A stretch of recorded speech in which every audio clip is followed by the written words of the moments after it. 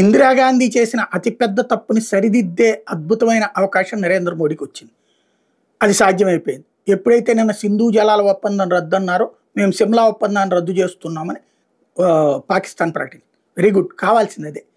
ఎందుకంటే సిమ్లా ఒప్పందంలో ఇందిరాగాంధీ అత్యుత్సాహంతో ఆ రోజున 90,000 మంది సైనికులు పాకిస్తాన్ వాళ్ళు లొంగిపోతే ఆ రోజున ఏం బేరమాడాలా? పీఓజేకి అడగాలి.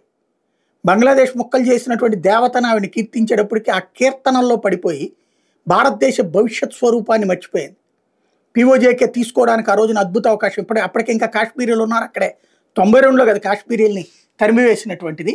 ఆ రోజున కాశ్మీరీలు అక్కడే ఉన్నారు, ముస్లింలు ఉన్నారు, కాశ్మీరీలు ఉన్నారు. చక్కటి అవకాశం వెనక్కి తీసుకోవడం.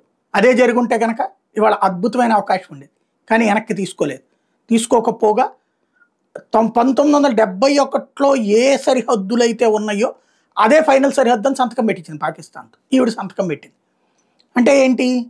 మనది ఆల్రెడీ కాశ్మీర్లో పీఓజేకేని ఆక్రమించుకున్నది వాళ్ళకి ఇచ్చేసినట్టు, మనది మనకు లేదట్టు, వాళ్ళకి రాసి ఇచ్చేసినట్టు అక్కడ. అంటే ఆ రోజున సరిహద్దే ఫైనల్ సరిహద్దు, ఎల్ఓసీనే ఫైనల్ సరిహద్దు అంటే ఇంకేముంది, మనం అధికారికంగా వాళ్ళకి రాసి ఇచ్చేసినట్టే. ఇప్పుడు పాకిస్తాన్ అది రద్దు చేస్తున్నామని. Very good. అంటే ఇప్పుడు పీఓజేకే మందే. ఆల్రెడీ దానికోసం మన అసెంబ్లీలో సీట్లు ఉన్నాయి, మన పార్లమెంట్లో సీట్లు ఉన్నాయి.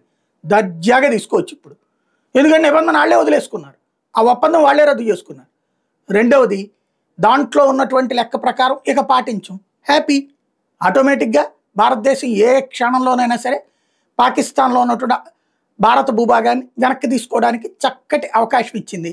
సరిగ్గా ఇప్పుడు చేయగలిగితే బాగానే ఉంటుంది. కాకపోతే ఏకైక సమస్యల్లో ఆ పీఓజేకేలో విషపు నాగులు పుట్టుకతోనే విషం, నరనరాన భారత వ్యతిరేక విషంతో తలమునకలైనటువంటి వాళ్ళు ఇప్పుడు పెరిగే క్రమంలో తయారైన విషపు వృక్షాలతోనే బెంగాల్, కేరళ లాంటి చోట్లన సమస్య ఫేస్ చేస్తున్నాం, కాశ్మీర్ లాంటి చోట్ల. ఇప్పుడు ఇక్కడ పుట్టుకతోనే విషంతో పెరిగినటువంటి వాళ్ళని తెచ్చుకుని ఏం చేయాలి? మన దేశపు సొమ్మంతా దరిద్రులకు ఖర్చు పెట్టాలా అన్నదే ఇక్కడ సమస్య.